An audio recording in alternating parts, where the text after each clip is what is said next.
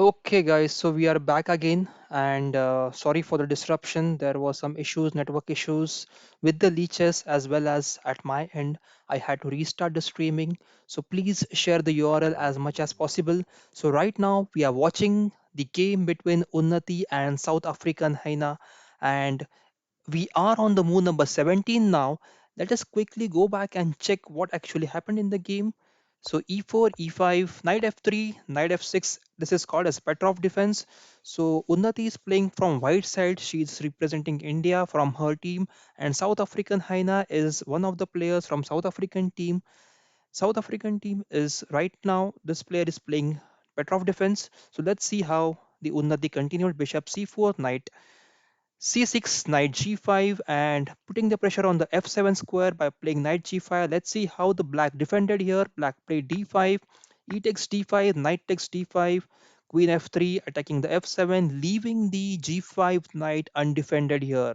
So the knight on g5 is undefended. So in case queen captures g5, white can capture the knight on d5. So queen cross g5, bishop cross d5. Now there is a threat of queen cross f7. Knight d8 goes back and it defends the f7 square. Castles, queen f5. Black is offering a queen exchange here. d3. Queen takes f3, bishop takes f3, and bishop d6. Knight c3. So, guys, just comment if you have any issues in listening to the voice or any other problem. Okay, so bishop e6, bishop g5, castles, bishop takes d8, rook takes d8, bishop cross b7. So this is the instance where white is getting the extra pawn, but after rook b8, rook can capture the b2 pawn back. So bishop cross b7, rook b8, bishop d5, bishop cross d5, knight cross d5, rook cross b2. This is what I mentioned that b2 pawn was hanging. Rf c1, c6,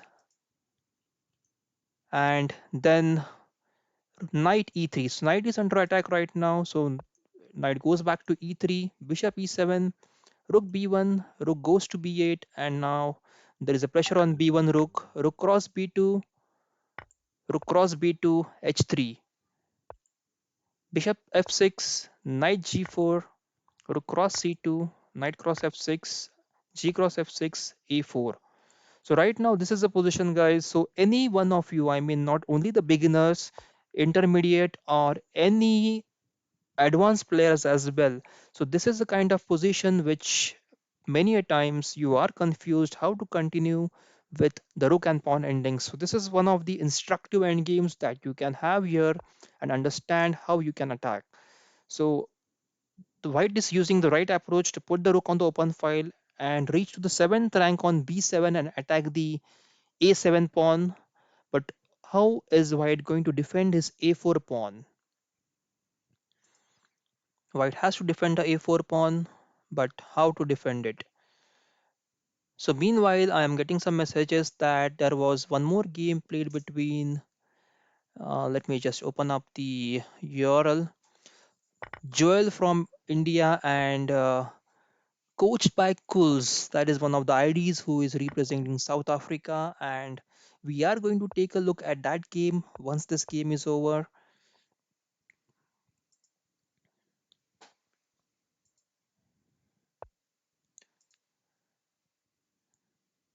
So this game is again, I'm just repeating what we are trying to do here. So this is a tournament between India and South Africa. This has been organized by Mr. Lucky Rawal from Mira Bhinder Chess Academy, and it is a great initiative that people from different countries are playing online each other in such difficult times when there are challenges from the coronavirus. Everyone is locked down, but the chess keeps us all alive.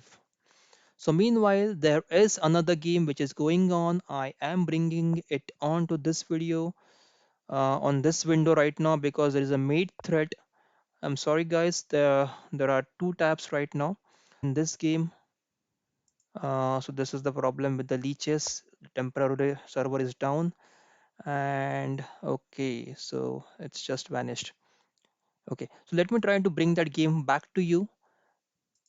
I am getting the URLs for these games that are happening right now.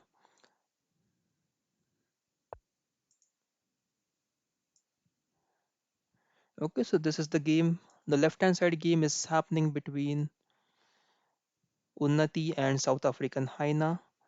And this is another game which is okay. So that game is over, hence I'm not getting the link, game link. That's fine. I cannot help it right now. Leeches is facing huge problems from due to lot of users. There are many players who are trying to arrange the tournaments, and there's a huge load on the server right now.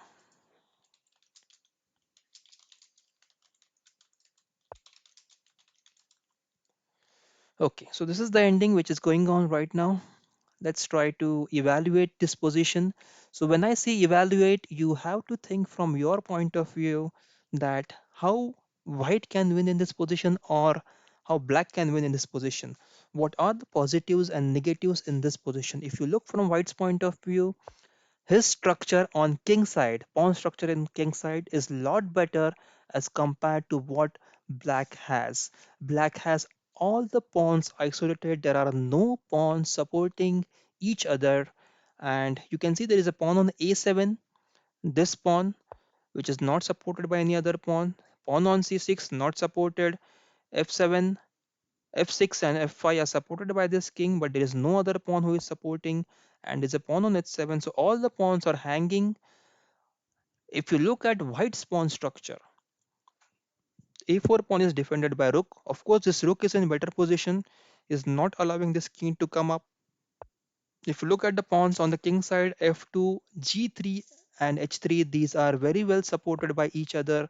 They have created a fortress which is not allowing this rook or king to enter and attack them unless the rook is moved from the square. Now, if you are playing from white side, you should think that how this king can help you out in this ending. Yes, so king goes to b1, and this strategy may not work because then rook can come swing to the e2 square and again block the king from coming onto the second rank. So in this case, white should have tried to take his king to e1, f1, g2, and f3 possibly.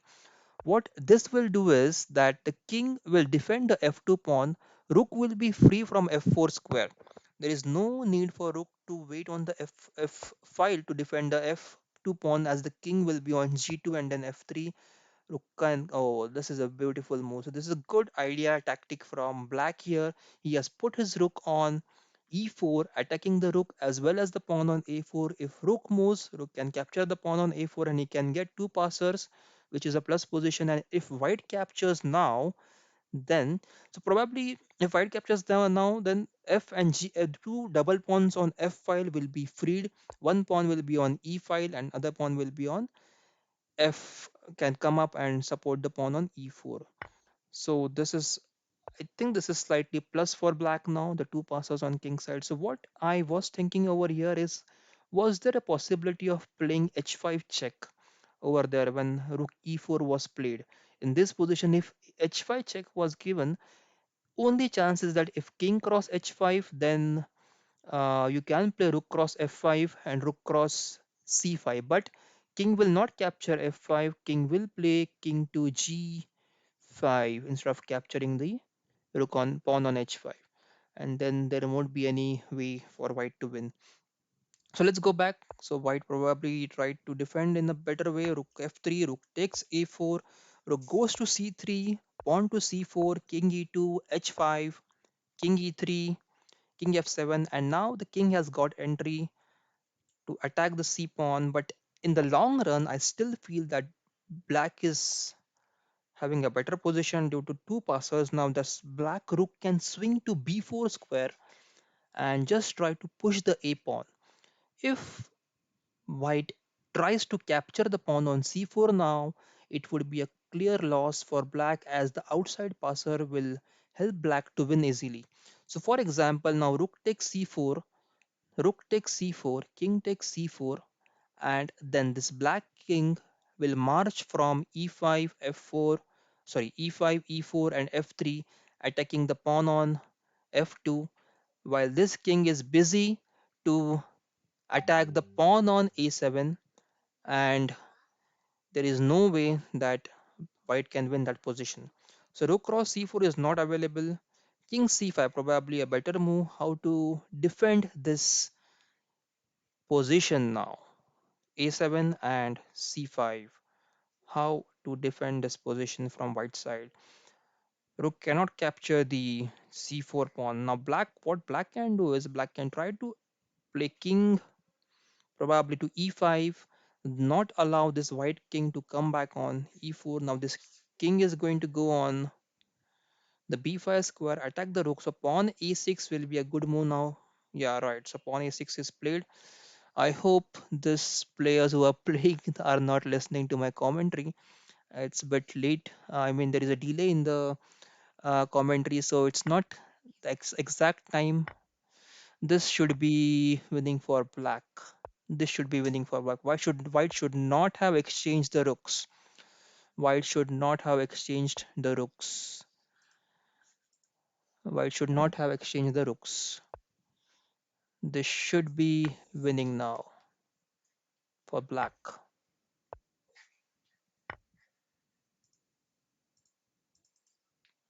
So the tournament is still live. All the players who are watching this tournament can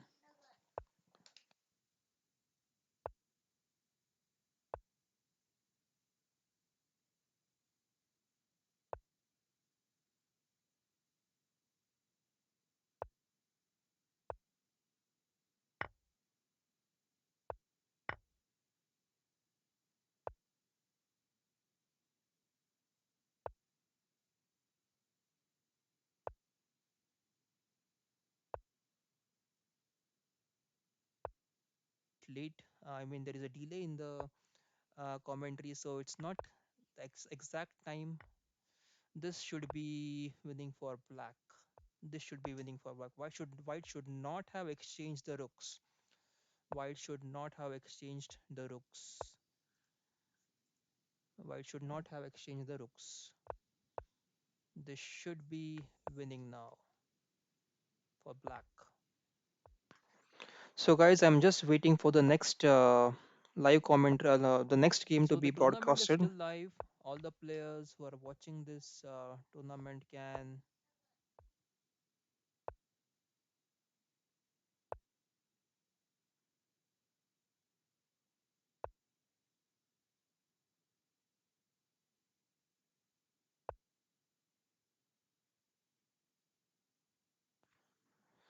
So that's a checkmate.